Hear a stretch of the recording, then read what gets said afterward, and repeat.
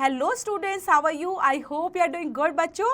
So today we are going to start new chapter which is related to prefixes and suffixes. So let's get started students. Are you ready for study?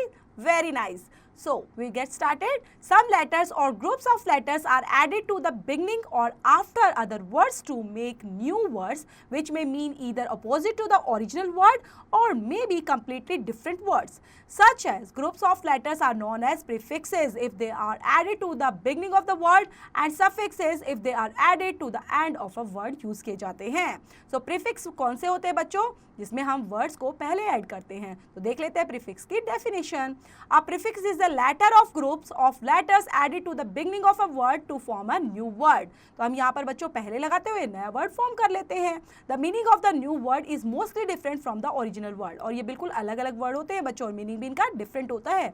So first category है बच्चों, we can use prefixes to form opposites के लिए. For example, un plus happy, unhappy, dis plus able, disable.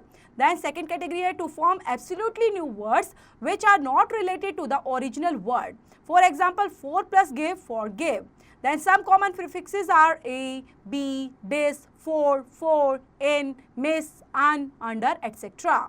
Then बच्चों पढ़ते हैं suffix को लेकर. Suffixes are letters or groups of letters attached to the end of a word to form a new word. तो इनको बाद में add किया जाता है बच्चों. We use suffixes for various purposes such as to form plurals of nouns, to form tenses of verbs के लिए, to form adjectives और adverbs etc. के लिए use करते हैं. We already know that er, are, or are added to form new words. तो जिनको हम जानते हैं. So other suffixes are कौन से होते हैं बच्चों यहाँ पर? Less, full, able, and, ive, बोलते हैं, yes, ish, mint, ness, ation, ship, etc. For example, ten plus shun, tension, beauty plus full, beautiful, kind plus ness, kindness. तो इस तरह से हम इनका यूज करते हैं बच्चों. A list of some common prefixes यहाँ पर दिए गए हैं बच्चों. Then पढ़ते हैं इसको. A list of some common prefixes is un plus able, unable, un plus do, undo, im plus balance, imbalance, im plus possible, impossible, dis plus cover, discover, miss plus guide, misguide, non plus sense, nonsense, d plus fame, defame, re plus start, restart, re plus turn, return, un plus tidy, untidy, un plus happy, unhappy, im plus polite, impolite, dis plus like, dislike, dis plus agree, disagree, non plus violent, non-violent, d plus moralize, demoralize, over plus flow, overflow, re plus fund, refund, super plus natural, supernatural. Then some common suffixes are यहाँ पर दिए गए बच्चों of nouns के लिए or, yer. इसका मतलब OAR, OR, ER और YER को लगाते हुए like painter, sailor, beggar, lawyer. Then TER use करते हुए better, potter. Then dumb का यूज करते हुए freedom, kingdom, wisdom. Then hood बच्चों चाइल्डहुड, मदरहुड, लिंक के लिए डकलिंग, सैपलिंग, शिप के लिए फ्रेंडशिप, हार्डशिप, लीडरशिप, ऑनरशिप.